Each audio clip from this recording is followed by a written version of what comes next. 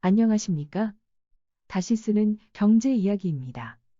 이번에는 경제 성장에 관해 이야기할까 합니다.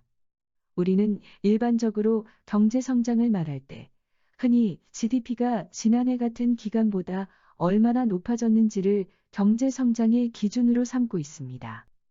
그러나 GDP는 돈 사용에 대한 자원 투입의 결과를 나타내는 지표로서 자원 투입의 유용성은 나타내지 못합니다. 다시 말해 GDP는 필요 없는 물건을 생산하거나 자원을 낭비해도 마치 소득인 것처럼 지표상에 그대로 나타납니다. 그 생산이 국민에게 어떤 도움이 되었는지와는 무관하게 생산을 많이 했다는 이유 하나만으로 경제가 성장했다고 말할 수는 없습니다.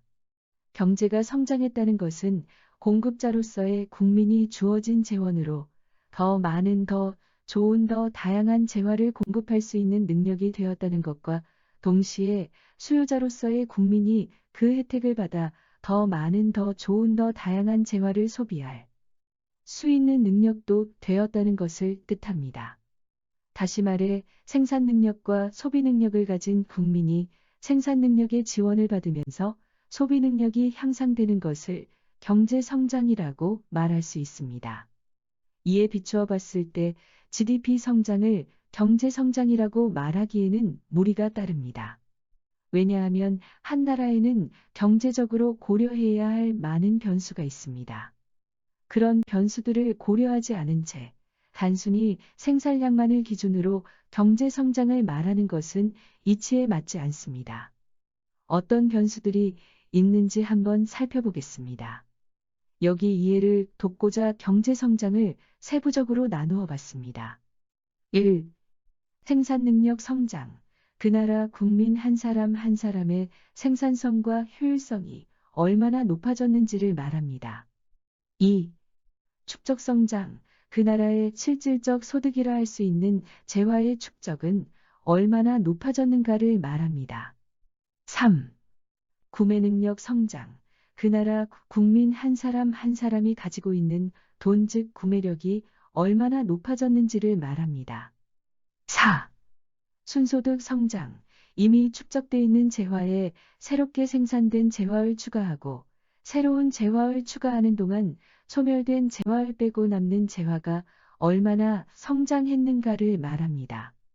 이 네 가지 조건에 부합해야 경제 성장이라고 말할 수 있을 것입니다. 예를 들어보겠습니다. 외국인들이 우리나라에서 주식 투자로 1억 달러 수익을 올렸고 그 수익금을 자국으로 가지고 그 돈으로 우리나라에서 생산된 재화를 수입해 갔다고 하겠습니다. 그렇게 되면 결과적으로 우리나라는 1억 달러만큼의 재화를 생산해 외국에 넘겨준 셈이 됩니다. 즉 재화의 생산량이 늘어도 실질적으로 우리 사회에 축적되는 재화의 양은 다를 수 있다는 것입니다. 또 다른 예로 우리나라 기업들이 재화를 생산해 외국에는 싸게 팔면서 자국에는 비싸게 파는 일도 있을 수 있습니다.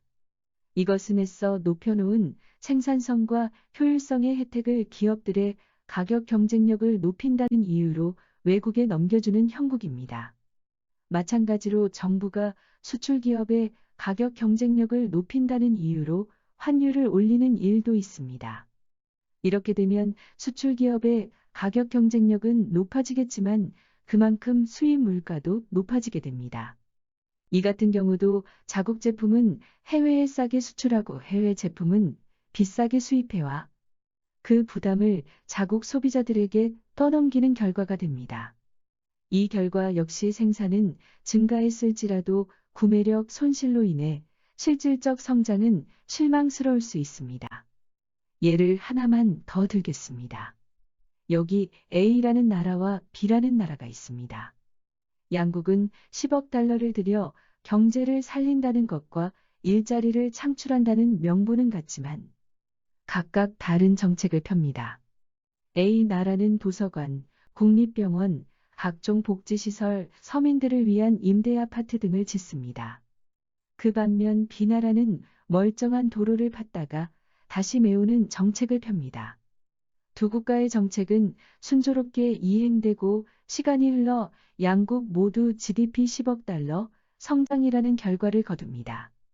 당연히 GDP의 지표상에 나타나는 결과는 똑같습니다. 그러나 A 나라와 B 나라의 실질적으로 축적된 소득은 같을 수 없습니다. 오히려 B 나라는 이미 축적돼 있던 유용한 자원을 낭비했으므로 쓸 수 있는 자원이 줄어들었습니다. 당연히 순소득 성장은 생산을 했음에도 마이너스입니다. 유용한 자원을 투입해 산업 폐기물만 생산한 결과입니다. 이렇듯 GDP 성장은 경제 성장이 아니라는 것이 명백해졌습니다. 그렇다면 무엇이 경제 성장일까요? 1. 생산성과 효율성을 높여 생산 능력 성장을 꾀해야 합니다. 그러니까 기업하기 좋은 나라에서는 생산성과 효율성 높은 기업이 나오기는 힘듭니다. 기업 간 경쟁이 치열한 나라에서 생산성과 효율성, 그리고 경쟁력이 높은 기업이 발현됩니다. 2. 축적 성장을 높여 내수 산업을 키워야 합니다.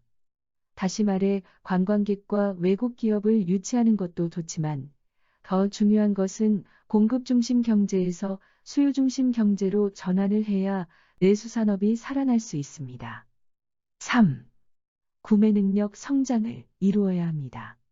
말하자면 무역화는 재화의 교환 가치를 높여 해외에 조금만 주고 많이 가져와야지 환율에 기대어 많이 주고 조금 가져오는 무역은 지양해야 합니다. 4. 순소득 성장을 이루어야 합니다. 이를테면 우리나라는 자연자원이 부족해 무역의 순환 과정을 통해 자원을 확보합니다. 이렇듯 어렵게 확보한 소중한 자원을 GDP를 높인다는 이유로 낭비하는 일이 있어서는 안 됩니다. 감사합니다.